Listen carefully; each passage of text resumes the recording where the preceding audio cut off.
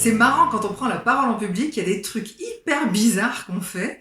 Alors on le fait avec plein de bonne volonté pour bien faire, et en fait ça produit absolument l'inverse de ce que l'on veut. Par exemple, on va se mettre à parler un français très châtié, parce que vous comprenez, attention, on est sur scène, c'est hyper important, c'est un séminaire, il y a le boss qui est dans la salle, donc oulala, il faut faire celui qui parle bien. Ce que vous ne feriez jamais dans une autre circonstance, hein. J'imagine que chez vous, à table, vous commencez pas à dire très cher, il serait vraiment souhaitable que vous ayez l'obligeance de me passer un petit peu de sel, s'il vous plaît.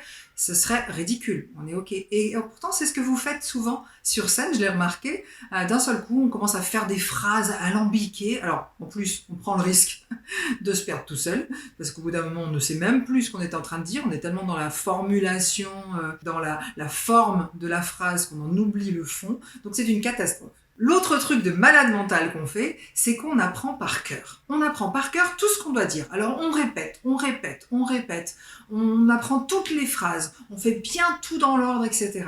Et le jour J, qu'est-ce qui se passe ? Avec la tension, avec le stress qui monte dans le cerveau, ça surchauffe. C'est un peu... Je sais pas si vous l'avez vu, le sketch de Muriel Robin, absolument exceptionnel. Il s'appelle Je perds tout. Et elle arrive chez le médecin. Elle veut montrer qu'elle est en forme parce qu'elle perd énormément de choses. Elle perd la mémoire sur certaines choses, etc. Et là, elle veut montrer, pendant ce rendez-vous, qui est un rendez-vous de contrôle, que tout va bien. Et ben regardez. Bonjour docteur. Bon, j'avais tous mes prénoms, mes téléphones, mes intentions. J'étais très en forme. Vraiment, je me sentais bien. Tout le début du geste aussi, c'est bien passé. Ma main est partie bien droite vers lui. Vous voyez. L'autre, tranquille, je sentais qu'elle ne bougerait pas. Vraiment, j'étais bien. Et alors, au dernier moment, une vrille vers le haut. Bonjour, docteur! Ben oui, parce que le cerveau, quand il est en surchauffe et qu'il est en tension, en fait, il va être perturbé par la moindre chose qui va se passer. Et en fait, les imprévus, il y en a tout le temps en prise de parole. Alors, ça va être quoi ? Ça va être quelqu'un qui fait tomber quelque chose dans la salle, quelqu'un qui tousse, quelqu'un qui va vous interrompre parce qu'il a une question à vous poser à ce moment-là précis. Et vous, clac, vous perdez le fil. Et ça peut être aussi quelque chose qui vient de vous. Ça peut être votre ventre qui se met à gronder parce que vous avez faim. Ça peut être vos chaussures qui font du bruit sur le sol parce que ça fait un petit bruit de plastique, vous savez. Ou ça peut être vos notes que vous faites tomber, vos fiches. Ou encore le slide que vous avez avancé trop vite. Ou alors vous êtes trompé de bouton, vous avez mis celui d'avant. Donc il y a énormément d'imprévus dans une prise de parole. Et si vous apprenez par cœur, vous risquez en tension et en surchauffe d'être perturbé. Et donc vous allez bugger. C'est sûr à 100%. Il n'y a vraiment que les comédiens dont c'est le travail d'apprendre tellement par cœur qu'ils deviennent leur personnage et que c'est comme si en fait ils étaient en train de vivre à 100% la situation. Mais vous, c'est pas ce que vous faites. En apprenant par cœur, au contraire, vous vous mettez à distance. Donc ça perturbe encore plus. En fait, même l'expression « apprendre par cœur » ou « parler par cœur », elle est très bizarre. Parce que justement, on devrait pouvoir parler avec le cœur.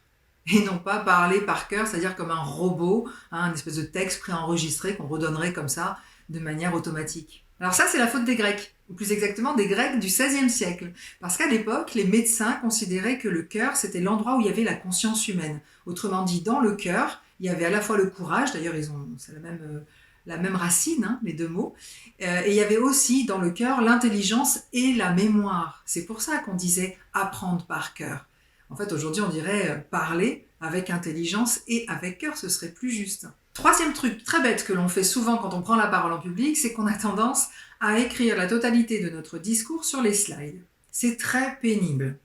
Donc, s'il vous plaît, arrêtez de faire ça. Ou alors, envoyez les slides directement. Du coup, c'est pas la peine d'être là, ça sert à rien. Ça vous fera gagner du temps. Ça fera gagner du temps aussi aux gens qui sont dans la salle. Parce que quand vous prenez la parole en public, qu'est-ce qu'on veut, nous ? On veut une parole normale, comme dans la vie. On veut de l'énergie. Vous avez deux solutions. Soit vous maîtrisez parfaitement votre sujet. Et vous avez en plus un esprit qui est très structuré. Auquel cas, vous pouvez partir avec 3-4 slides, pas plus. Vous avez tout dans la tête et vous pouvez dérouler votre argument, votre démonstration comme vous l'entendez. Soit vous êtes comme 90% des gens, vous ne pouvez pas avoir tout en tête de manière structurée et spontanée et naturelle, auquel cas, vous vous faites un pense-bête. Pense-bête, c'est une expression que l'on doit à Courteline, qui était un auteur et un dramaturge dans les années 1900. Alors cette expression pense-bête, elle veut bien dire ce qu'elle veut dire, c'est-à-dire que c'est un document sur lequel vous allez noter tout ce qui est important pour vous, de manière à ne pas l'oublier, et donc à ne pas vous sentir bête devant le public, et vous n'aurez ainsi pas de trou de mémoire que vous pourriez avoir si vous apprenez par cœur. Et ce pense-bête, il est placé où? Il est soit sur la table à côté de l'ordinateur qui diffuse vos PowerPoint, soit vous l'avez dans les mains. À ce moment-là, faites-vous des fiches, c'est plus pratique, des formats demi A4 par exemple. C'est exactement ce que font les journalistes, vous les voyez très bien faire à la télé. Ils ont leurs fiches ou ils ont leurs papiers posés sur la table et au fur et à mesure, ils les déplacent au fur et à mesure qu'ils donnent les nouvelles. C'est exactement ça que vous devez faire. Voilà, donc dans les prises de parole, on utilise un langage qui est notre langage habituel. On n'apprend pas par cœur, surtout pas. Et puis, on pense pour pas être bête. Oh, j'ai osé la faire. Ciao.